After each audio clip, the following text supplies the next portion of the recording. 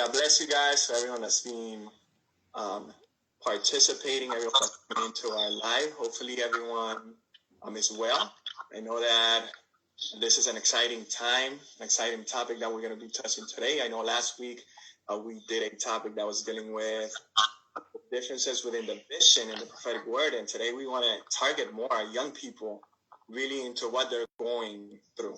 This changes from a in-person schooling to a virtual school. And I know some of us are going to say, yeah, but I did both, especially through college. I know what it is. But overall, not all of us were doing it. So I know it's a big change. Yo sé que es un cambio diferente y estamos más que agradecidos con todos los que se están sintonizando.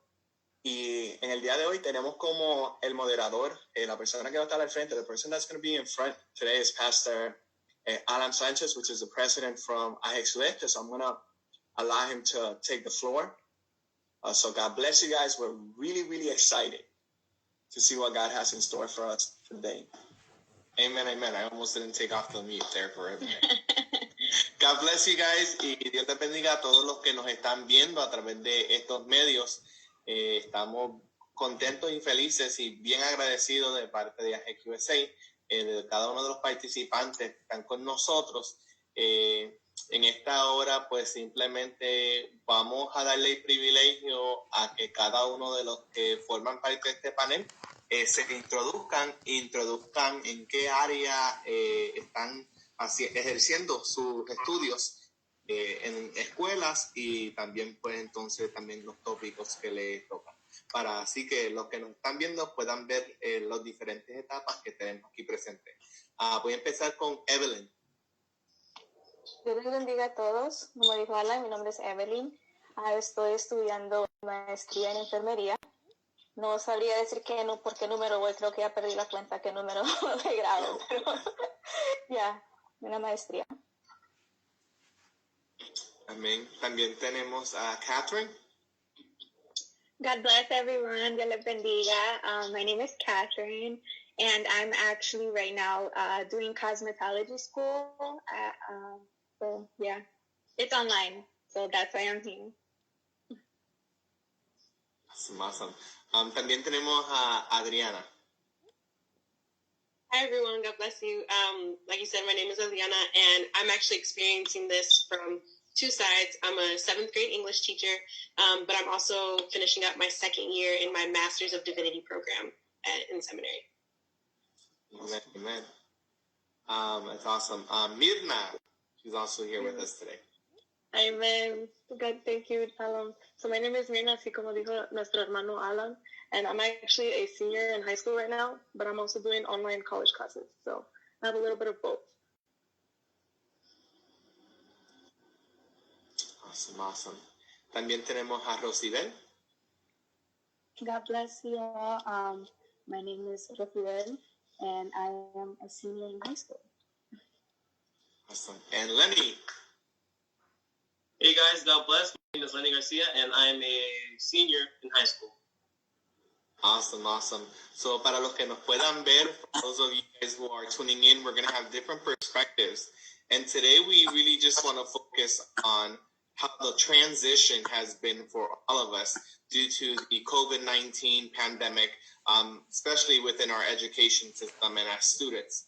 I know like Adriana, our brother Ray, and myself, we have a couple teachers, so we have a different perspectives, but we want to get that aspect of what is the biggest hurdle as of right now that you as a student have had to deal with the transition. So I don't know if anyone wants to answer first. What do you guys think is your biggest hurdle? For me, I think time management has been the biggest difficulty that I've had.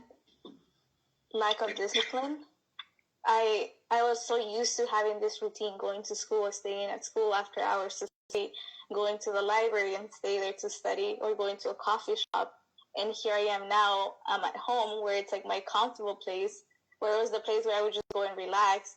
And now I have to make that my study place. So it's been really difficult for me to change that mentality that home is to relax. No, absolutely. I agree with that. Anyone else have anything different?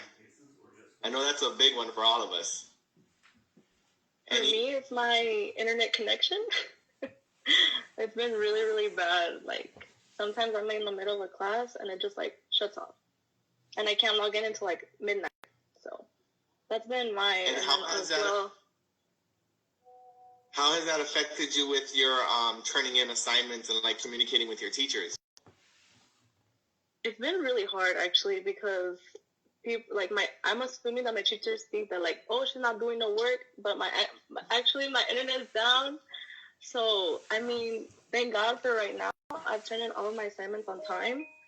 And I'm like, okay. But there's, like, some others that I'm like, okay, I'll get to you tomorrow. Hopefully my internet's working, but yeah. And it's funny because as teachers, you know those kids that are always giving you excuses? And now it's like the kid that cried wolf. You really don't know if they're being serious or if they're using it as another tactic not to do the work. So you're like in the limbo.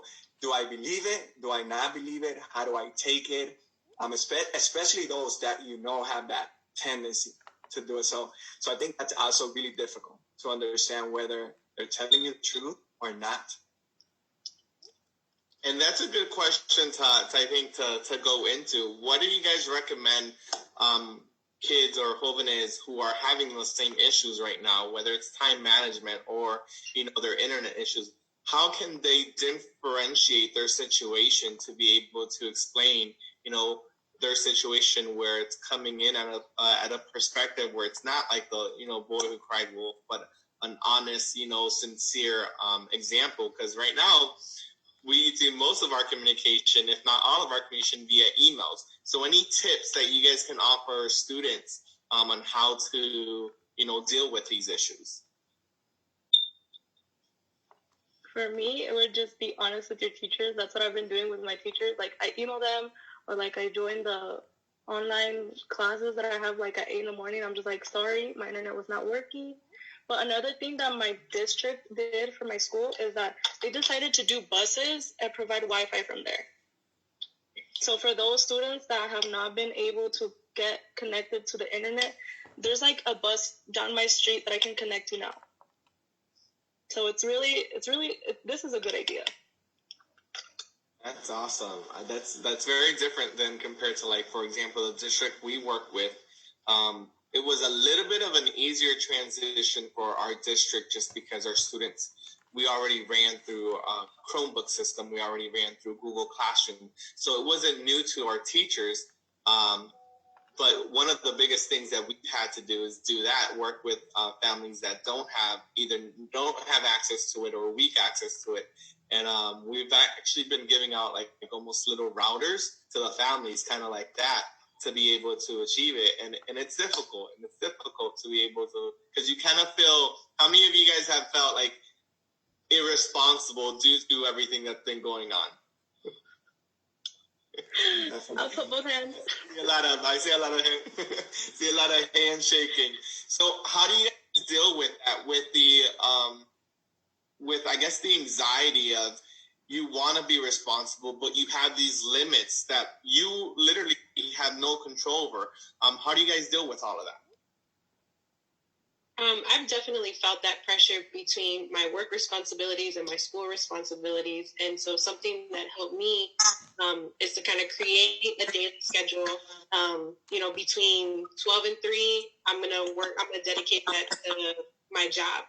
And whatever doesn't happen by 3 o'clock, I kind of just have to let it go. And I'm still being held accountable by my bosses and by my students, but I give what I can in that time, and then I give myself grace. There's only so many hours in the day, and just because we're learning online, then extend the day. If anything, the time goes faster. And I kind of work a break in there, and then by 6 o'clock, I need to be online until 9 or 10 o'clock doing grad school work. And so, like I said, this past week, I had a paper due on Tuesday, and I waited until Tuesday to start it, because usually I can get a paper out just a couple hours. I was like, I've done this before, and I sat down, and I didn't have it in me, and I gave it my all for a couple hours, but I was just spent. I had taught all day, making grades, doing all this stuff, doing the research for this project, and I just couldn't. I only made it through a couple pages, and I emailed my professor. I said, I'm so sorry. Usually I would get this in on time. Can I please have until Friday?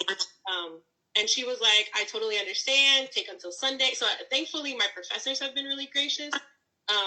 But I was like, okay, I could stress myself out, stay up till 3 a.m. and finish this, or I can give myself grace and ask for an extension. And I had to, kind of just humble myself in that moment and say, I can't do this. And thankfully, they responded in a good way. If I can add to that, I think it's also important to take a break and allow your mind to rest in order for you to keep on going, because I'm going to use a comparison here. If you work out 7 days of the week and it's a very hard workout, eventually your body will give out. It is important to take a break in order to let your body recuperate in order for you to put on more load the next day. Absolutely. It's even biblical. I mean, God even asks us on the seventh day, he taught us to rest. And that's something that we sometimes forget, that in our daily life, God has already given us the best tools that we can start implementing. And I don't know if it's just because of the lifestyle that lately, with so many technology and so many things out there and so many new ways of doing this and ways of studying and ways of teaching, that we've forgotten that, wait, we do have a biblical manual that can assist me even in these, what we think are non-spiritual topics or non-spiritual moments in our life. Like, going back to those roots, I think that's definitely key. Awesome. Any other things that you feel like help with the anxiety and being able to accomplish everything, dealing with it all? For me, I think setting realistic goals, realistic daily goals, and weekly goals. Because I felt like at the beginning, I was putting so much pressure on myself that I had to do so much in one day. But like Adriana said, there's only so many hours in a day. There's only so much we can get done in one day. So just being realistic with what I can accomplish each day, and taking breaks, having my schedule, trying to follow my schedule as best as I can, but also listening to my body. If I feel tired, am I going to continue studying? No, it's better to stop. Either do a little workout in your living room, go take a nap, drink some water, drink some coffee. But it's really important to take those breaks. And I think that's what has been helping me the most, just understanding how my body is reacting and just listening to those cues. And to piggyback on it a little bit, it's all about discipline. Because sometimes you have to understand, if it's up to me, I'm going to say every 5 minutes, I need a break. If it's up to my kids, they're always going to say the same thing. So it's making sure that we have the discipline on when we can take it, when we know that the body needs it, and when it's not just my pleasure. Because I just want to do it because I'm bored of my head hurts just because I'm not used to doing this. And just like they tell you, Lenny's analogy of no pain, there's no gain, or there's no growth. So sometimes we just have to know what can we tolerate to make sure that we do it. And something simple that I like, when you're going to start your day, get out of your PJ, put some clothes on to make sure that you know this is my time, my work. Because a lot of times when we're in our PJs, in our clothing that's relaxing, my mindset is still the same. You know what? Let me take a little bit more of a break. Let me just stay here. Let me not even think about it. But once I start changing and saying, hey, this is my shifting from sleeping from that mode of just relaxing, now this is work time mode. Let me get ready to do what I need to do. And just to adapt to what he said, I think discipline is huge. And maybe I'm not the best example for that, because I know that I've been in school for so many years. So I've been working on my discipline for a lot more time than, let's say, high school students or middle school students. So like I already had a schedule before this happened. So I have my planner. I have my other little paper where I write my schedule every day. I don't know if you guys can see it. So I was kind of already used to having that routine. You can tell who the organizers in the groups are. Same. So I think. Go ahead. Sorry, something else that I've been doing is just writing how many days I have left to turn in assignments. So I do like a countdown backwards. I was like, okay, I have 7 days to study for this exam, and I have 3 days to write this paper. Okay, am I going to start studying for my test or write my paper? So prioritizing. And those are really good, I think, tools. Yeah. That we can give to those who are listening. And also, go ahead. I'm so sorry. Okay, I get distracted easily, and I have roommates. And like I said, my situation is different because I don't live at home with my parents, and my roommates go to school too. So they understand the struggle, but we still have to share the space. They go to a different school, so they're on a different schedule. I have finals next week. For them, it's like third week. So I think I've been being more disciplined by waking up earlier to study, because before I would go to the library and just in my little cave for hours and no one would talk to me. And here it's like I go to the living room and then I hear people cooking, eating, watching a video. I get distracted. And then I even get annoyed and I start making faces like, oh my gosh, like, but it's not their fault. It's like, this is their living space too. So I've been trying to fix that by waking up earlier so I can have my alone study time. And like I said, having my planner too. So I think I wanted to do a quick vote, just so that we can get the different opinions, if any. How many of you guys, I know we've talked about those struggles, but have actually, I don't know if you've outweighed the struggles with the benefits, and we'll talk about those benefits in a few minutes. But how many of you guys actually enjoy, we're in what, week 4 or so, of this online education? How many of you actually got started to enjoy it, or do you want to go back to class? So I don't know if the online style, you guys like the online style or don't like the online style? As a teacher? As a teacher, I hate it. But as a student who was commuting 45 minutes to get to school, to get to Chicago 3 times a week from Indiana, and I have to commute from my bed to my desk, I love it. I agree. I think, like, as a teacher, definitely. Is it easier? Absolutely, it's easier. But I feel so unproductive because I don't feel my kids were ready for my kids. I love my kids, but they don't have the discipline of being in my. We're on block schedule in high school, so I have them for 80 minutes in one classroom.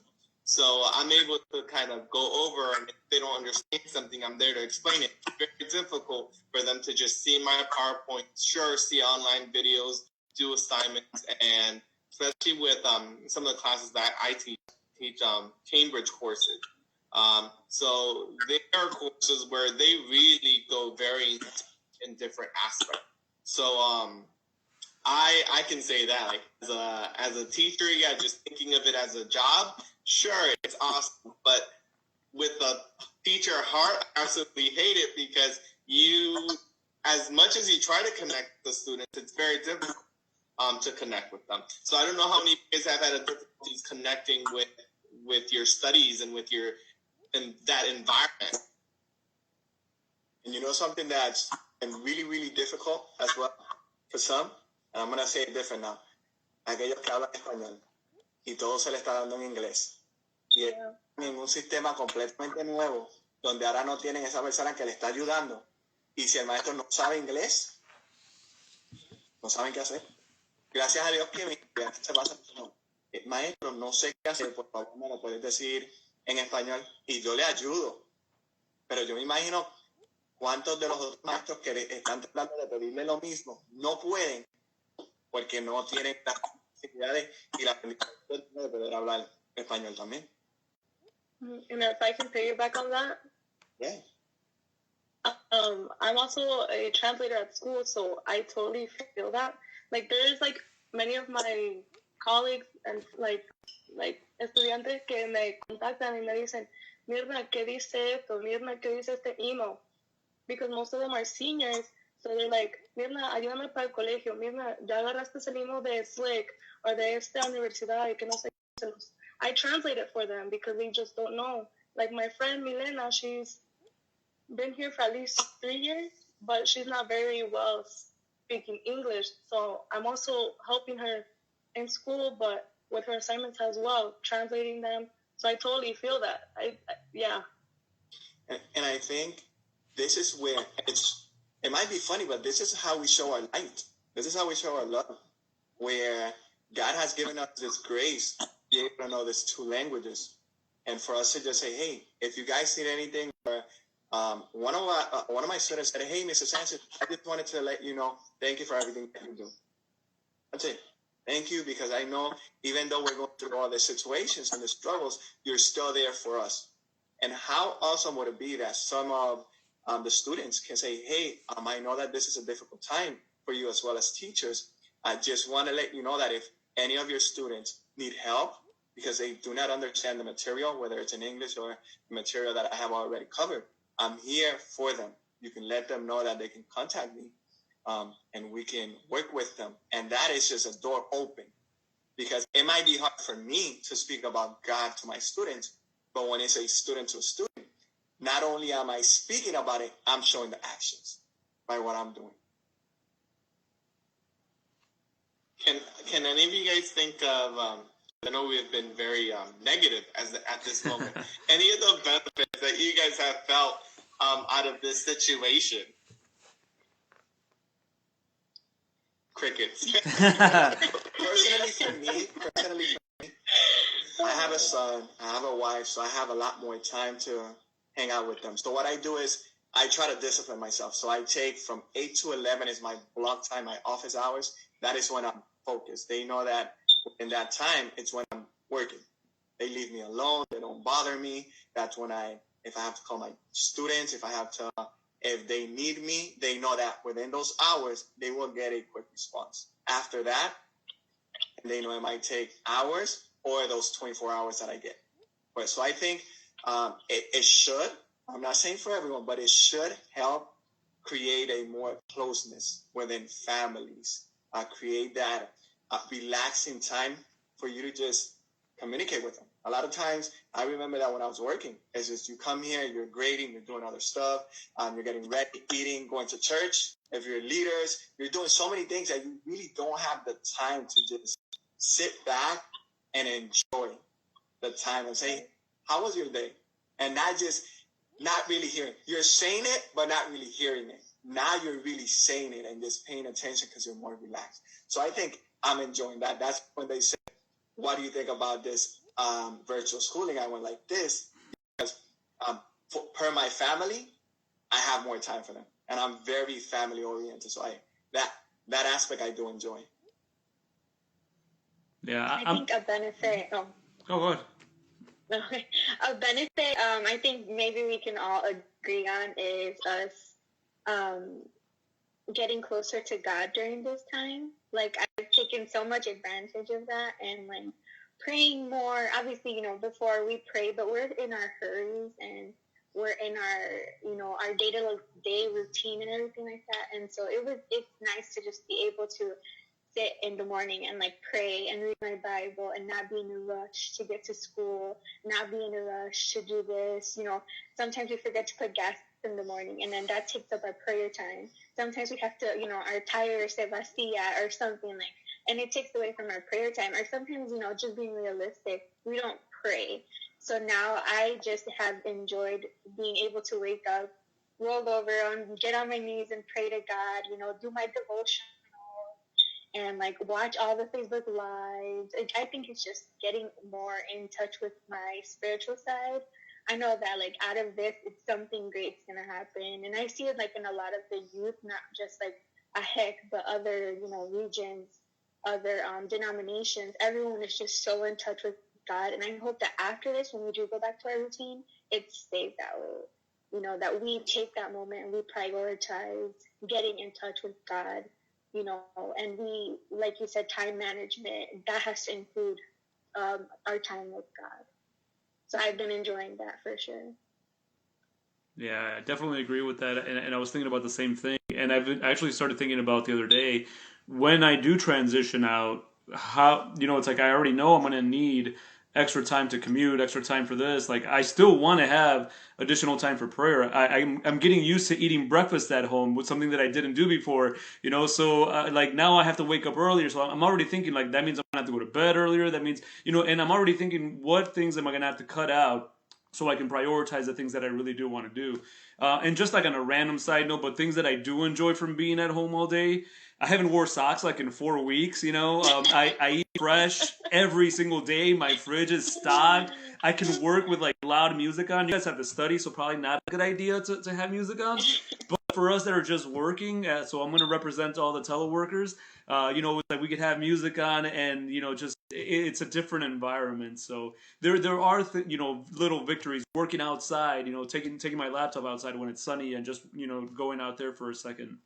So little things that I try to focus on. And I think, and it might be funny, but what I've done is I've tried not to change my schedule. So I know you guys might laugh, but I still get up at 5:30 in the morning. I still do the same things because I know that by the time that this is over, my body's going to start getting used to whatever I'm doing, getting up at 7:30. So if I don't keep it the way it is, because I'm so used to it, it's going to be a struggle for me to have to do it later on.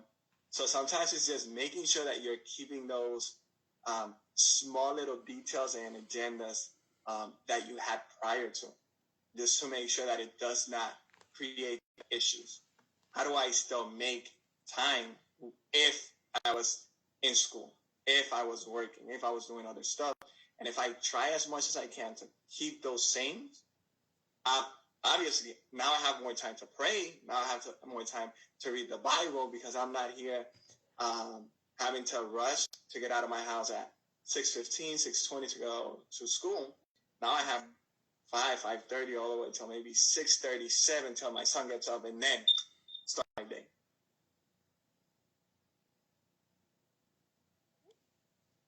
I think something that I want to definitely bring up in this conversation, I know time's kind of moving quickly, is just we talked about just some of the issues, we've talked about some of the benefits, but taking it a little bit into, let's say, 6 months, 12 months from now, especially, our seniors who are graduating and those who are like maybe finishing schools, like cosmetology or those in nursing schools. How do you think that's going to affect our work fields?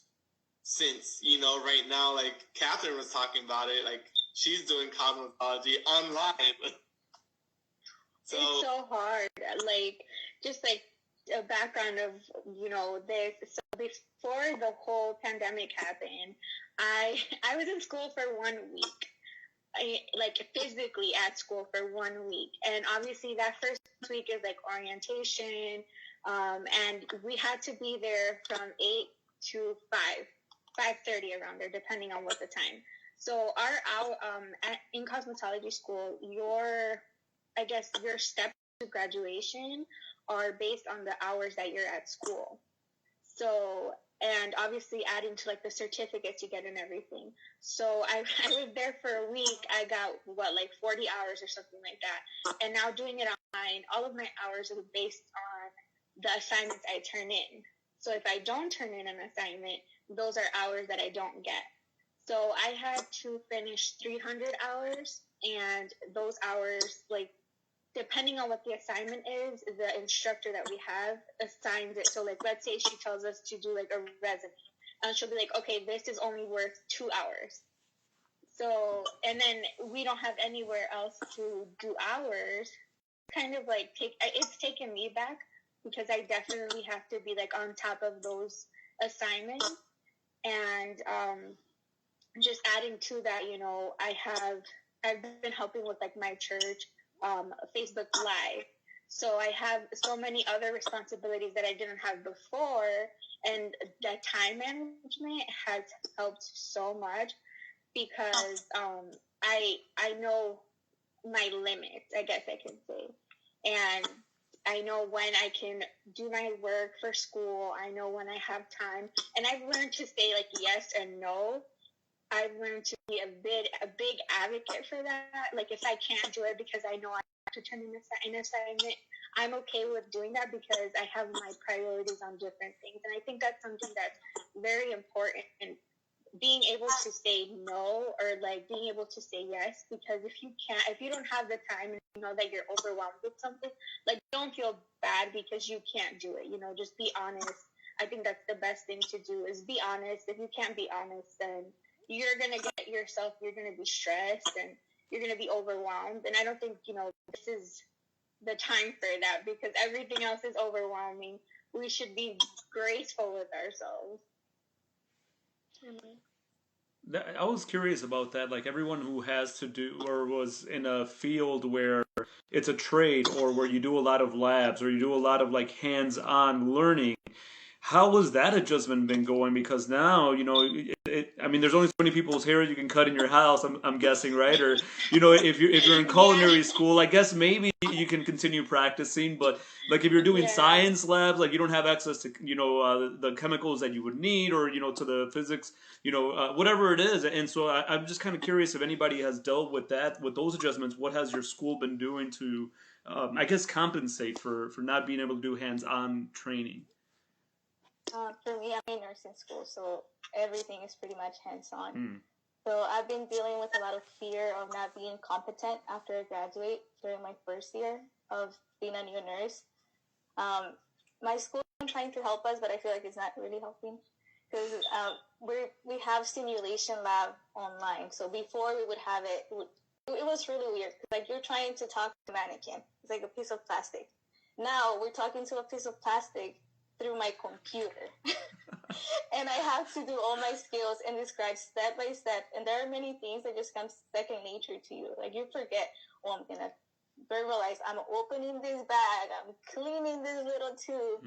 And they expect us to say everything step by step. So it has been extremely hard for me to transition.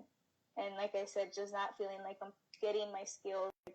I won't be a good nurse because I'm not practicing what I'm supposed to be practicing. Wow. I think also like not having the tools. Like our school, we were supposed to get a kit for our cosmetology and everything like that. We were supposed to get that, and it's based on like the hours that you have. So that first week, none of us had our hours, so we left with like 9. And they're sending us assignments like, oh, you have to do this pedicure, you have to do this manicure. So I've had to come out of pocket. Like I was telling Rolf, like I've had to come out of pocket, and that's not being compensated for me.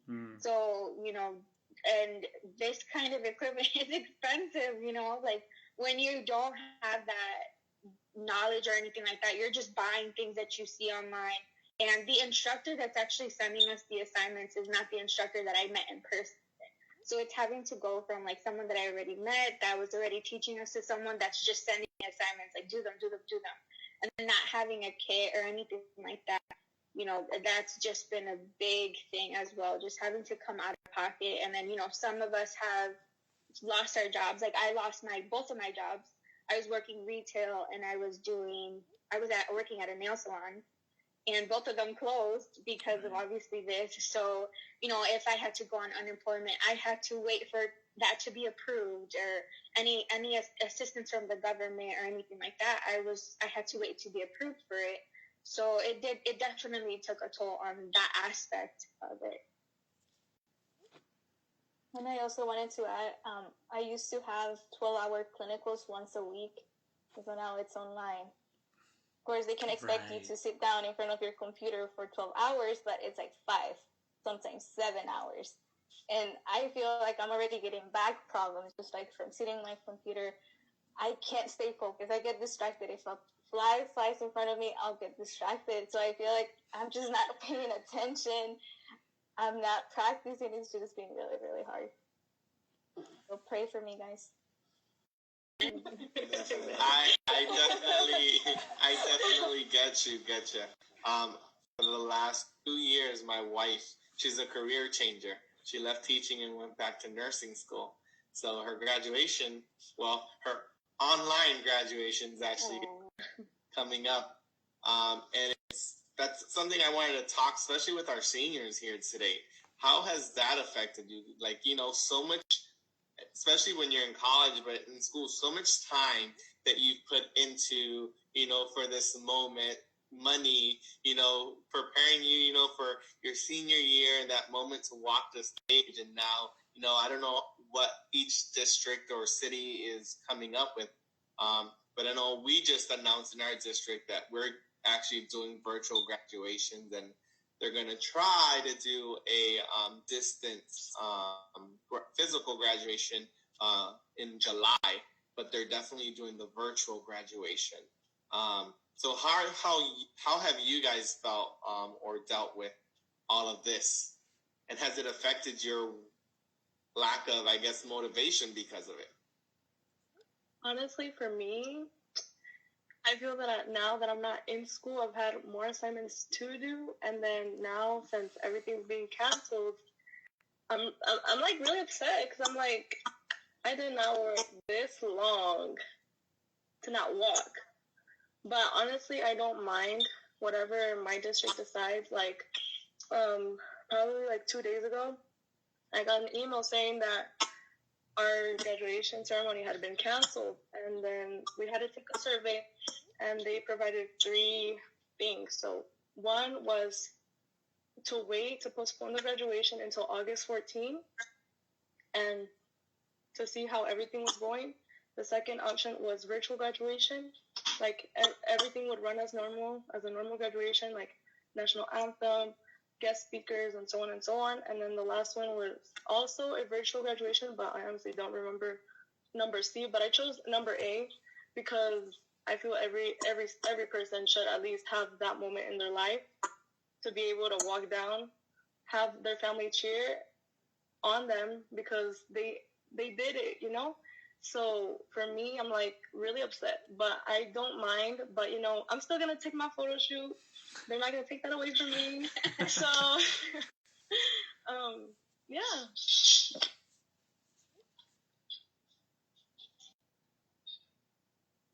So yeah, it's.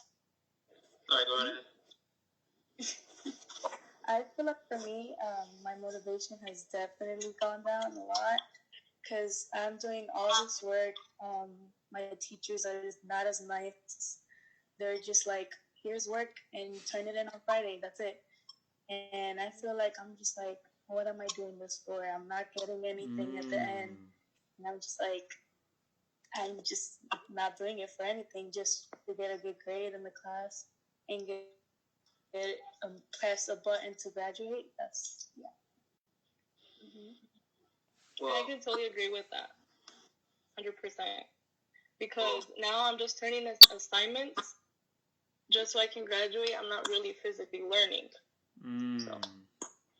Well, in my part, I can say it's been a whole mix of emotions because, yes, we worked all these years, and for that just to come up to literally what we're doing is just, hey, you graduated, congratulations. It's a bit of a letdown. It's a bittersweet moment. Yes, I graduated, but it's not the way in which we all dreamed about. Walking, all of our friends and family all with us, congratulating us. It's a very big switch for us. So that's what I think about it. Any words for maybe any seniors watching you guys?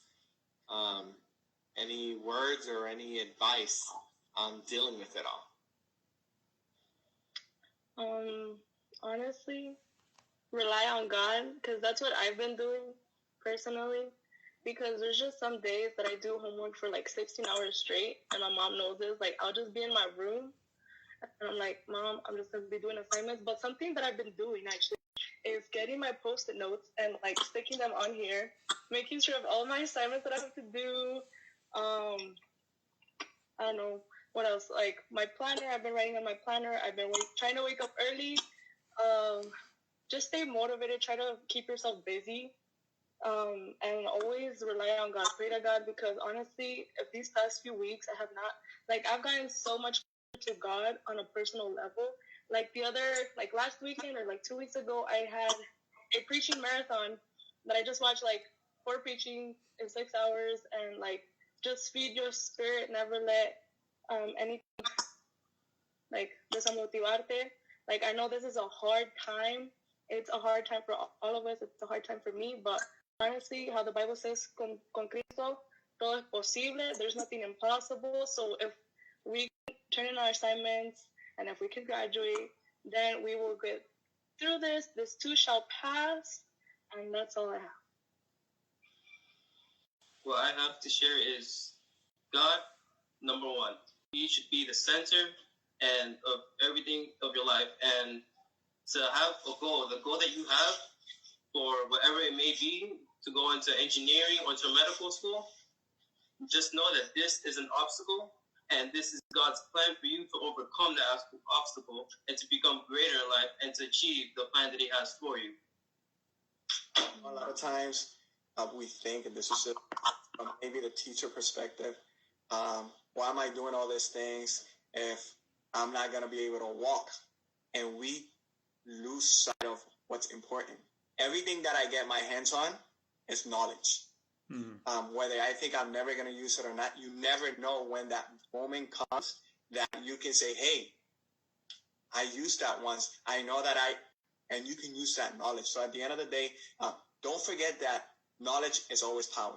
So the more knowledge you can always get, the better it is going to be for you to better yourself. For those that are going into college, all these little things that you're doing now are going to help you out. The struggles that you're going in through now that maybe we didn't go through, that we had to go, and I'll put myself as an example, through your first and second, where high school for me was very easy. I barely studied, I still got A's, and then you get into college life, and it's like, whoa, not what I expected. So then you start to have to grow within your first 2 semesters. And then you have to try to get back in track when it comes to it. So you guys are going through it before so that you're ready, whether it is college, whether it is trading school, whether it is going straight into work. A lot of times we think that this hard times is just something negative, but it's making you stronger. You're going to be a better person once you come out of all these things. Things that you thought you couldn't do, you're going to start seeing that you can. Strength that you thought you never had, you're going to start to see them coming out. Discipline, more focus. All these things that a lot of times we think would have never came out are coming out because of the hardships that we're going through. So at the end of the day, and I'll say it again, God does not allow anything that will not be to benefit us in some way, some shape, or some form. So why are the seniors of this year going through what they're going through? God only knows. It's going to be for a better, blessing, stronger generation that will take us to that next level. So you guys are the ones that are preparing this pathway to be able to tell others, hey, if I was able to go through it, if I had to struggle to make it, you guys can as well. So everything has a purpose. Y también pienso que es muy importante recordar que esto es algo nuevo. Nadie ha pasado por esto nunca más antes. So everything we do is pretty much trial and error. Like, is it going to work? Yes or no. Y también sé que para nosotros los latinos tal vez es más difícil no caminar porque somos la primera generación tal vez que se está graduando de high school, de college. Y queremos que nuestros padres sientan ese orgullo. Tal vez vamos a sentir, oh, no van a poder llegar a verme. Ese sueño que ellos tenían de verme graduarme no se va a ser cumplido. Pero recuerden que they are very proud of you. We are very proud of you. Keep working hard and just remember your why. Like, why are you going to school? Like, why are you trying to get that degree? Just keep working hard. Amen. Maybe one day we can have a Zoom and we can have a Zoom graduation for all of our Ajec youth. You know, that's a great idea.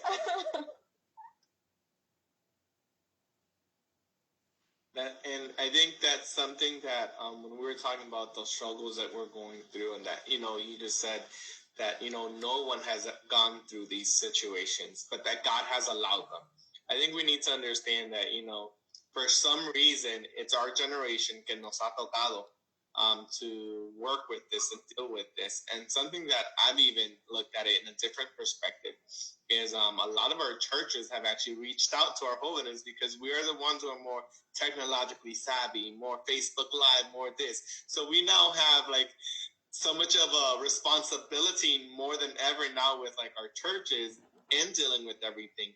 And we need to also remember, that God is preparing us, that if He's allowed us to live through these moments, it's because He's preparing us so that we can continue to, be that light and continue to spread that gospel and continue to really live what we've preached in the past few, years. That, that in the midst of chaos and in the midst of problems, we're still going to trust in God and still have peace. And it's having that, and it's, things didn't go the way I wanted them. Things that I had planned for my whole life, these life-changing moments, they're not going as I planned, yet my trust is still in God. Yet the peace that I have in my heart comes from God. And I think that when you guys show that preaches so much more than a normal sermon can ever preach, because we're actually living what we've been preaching for the last couple years and actually demonstrating where our faith is with it all. So I don't know if Ray wants to add anything before we maybe give him an opportunity to say some closing words. Yeah, we're thankful for you guys once again, and this I say from all of us, from all the leadership. I think for all those that are graduating, we are proud of you guys. You made it. I know maybe it was hard.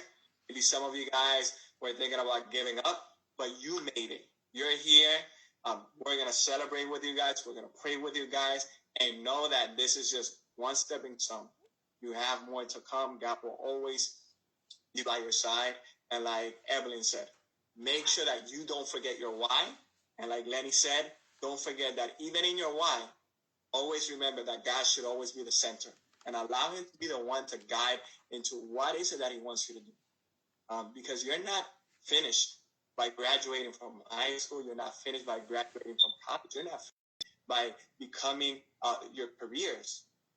God will continue to work in you, through you, and in you, into everything that is there to do. So proud of you guys. Keep working hard, not only for the ones that are here, but for all the seniors, for all the ones that are graduating from 5th grade, from 8th grade, from seniors, from college, from graduate schools, masters, all those. We're extremely proud of you guys for the hard work that you did.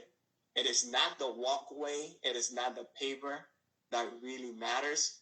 It is the work and the knowledge that you gain that really is what's worth it. And I tell my kids all the time, I can give you my degree, you can break it, but you cannot ever take the knowledge that I gained from it. So don't feel sad because you're not walking.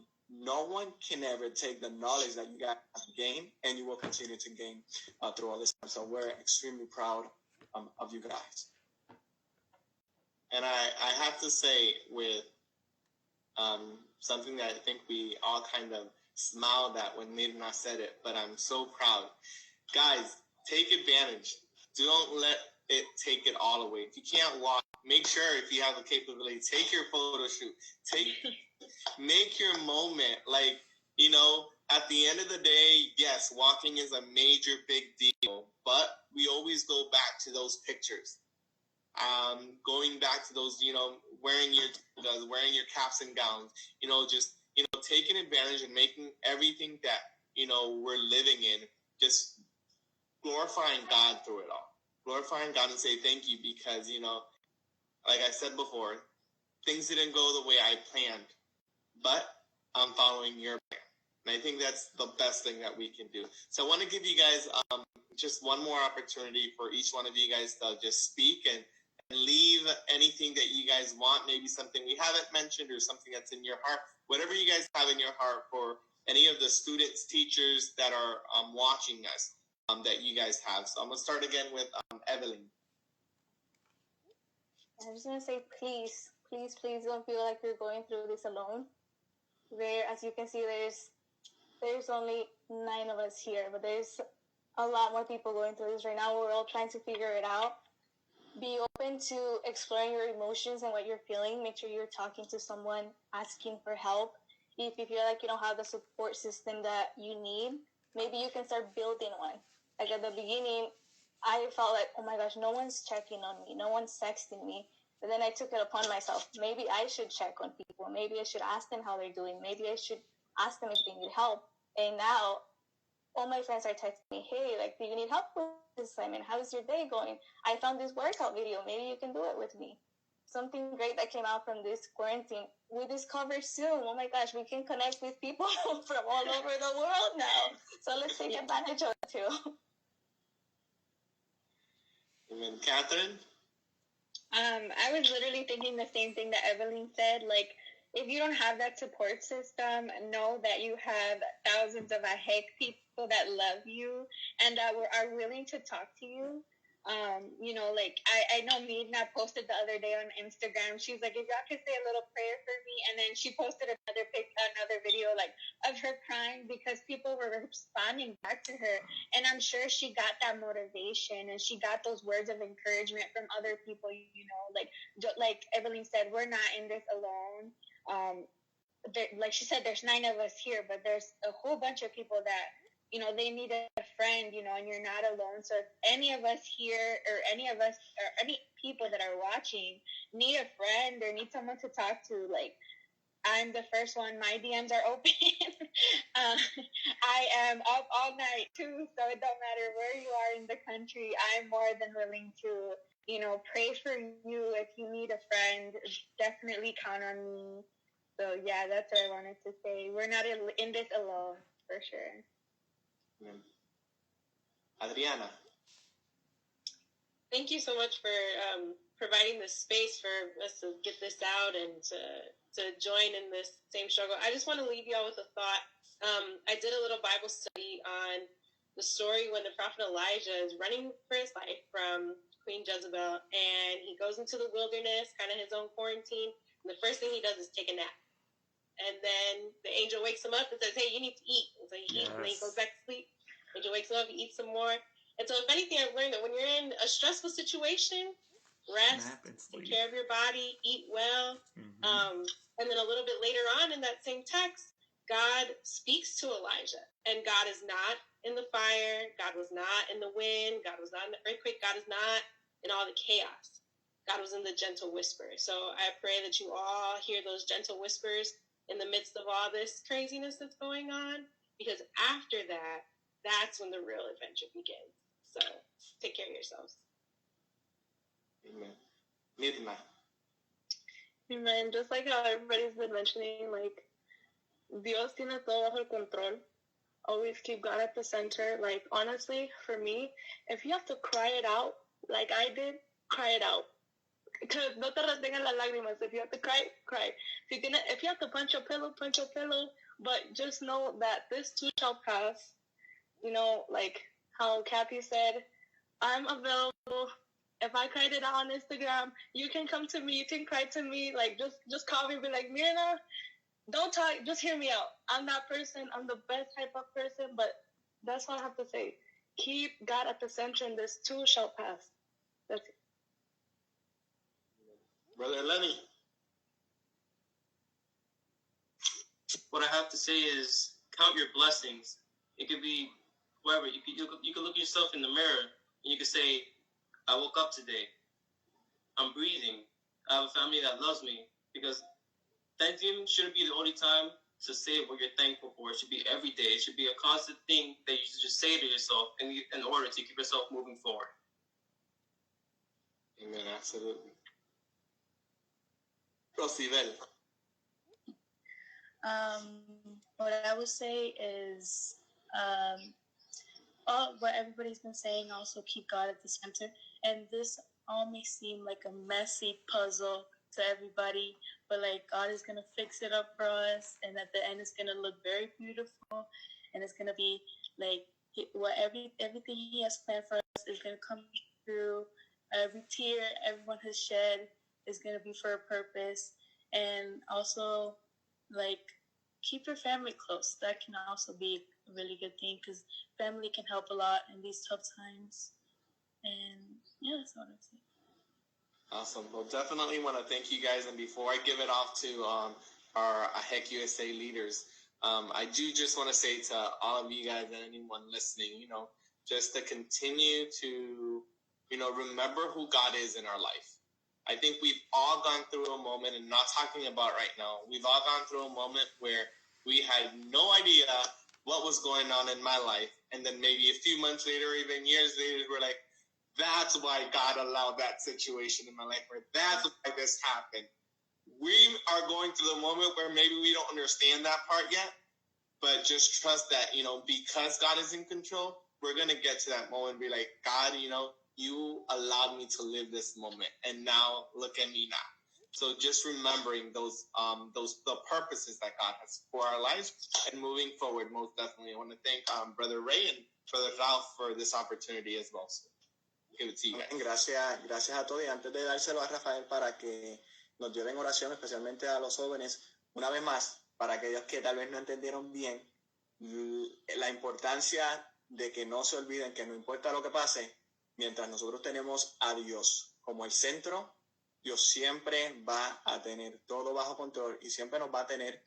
Y si necesitan ayuda, saben que hay personas, hay líderes, hay pastores que están dispuestos a decir, estamos aquí para ayudarlos. No tienen que estar solos, no tienen que solamente hablar con personas que tal vez ustedes piensen que puede ayudarlos, que tal vez no los ayude. Siempre hay personas capacitadas, sea desde los pastores, líderes, psicólogos, personas que Dios preparó ya.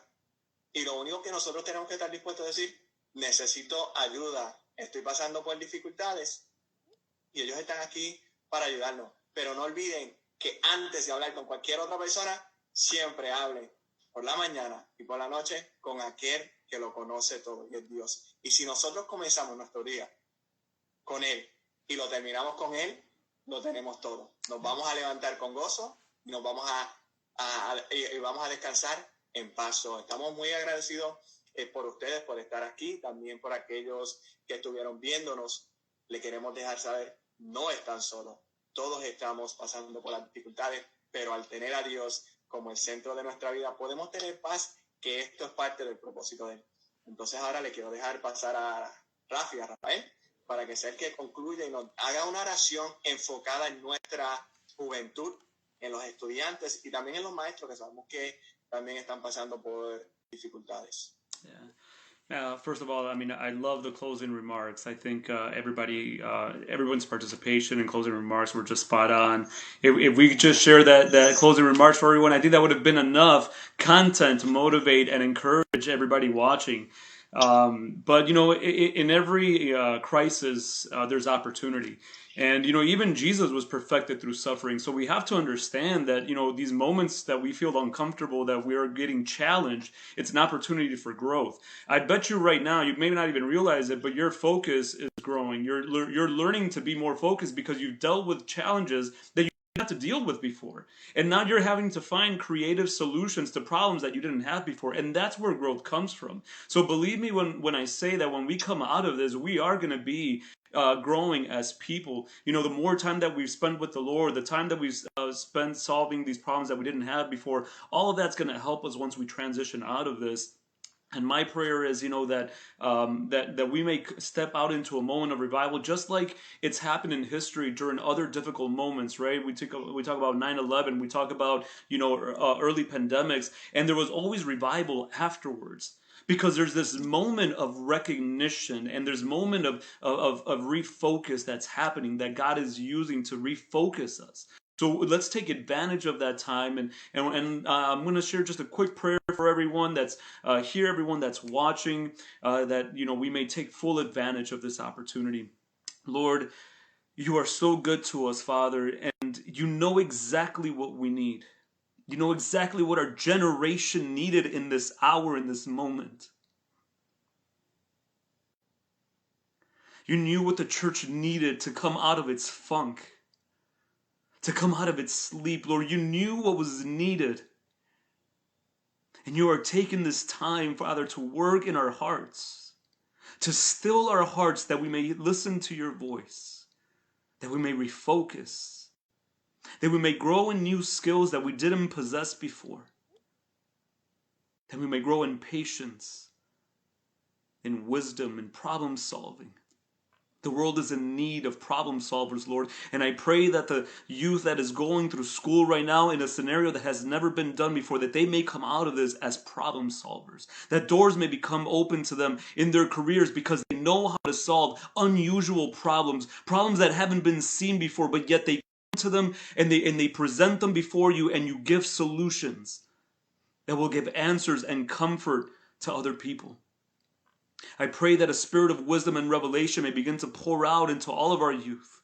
That peace may overwhelm us in this hour, Lord. That in the middle of that anxiety that is starting to attack some people, that your peace may overshadow it and cast it out.